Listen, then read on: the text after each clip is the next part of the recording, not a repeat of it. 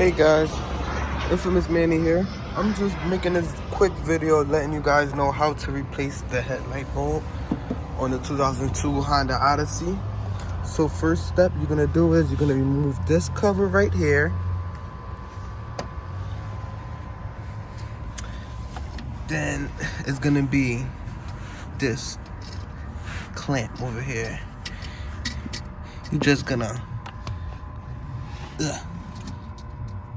pull it out, boop, like that, because it's already out, and then stick the new bulb in there, and then basically that is it. That's how you replace the bulb on a 2002 Honda Odyssey. Now here is the old light, here is the brand new light I will be installing. Hope you guys like, comment, and subscribe. Hope I taught you guys something new. Thank you. Peace out.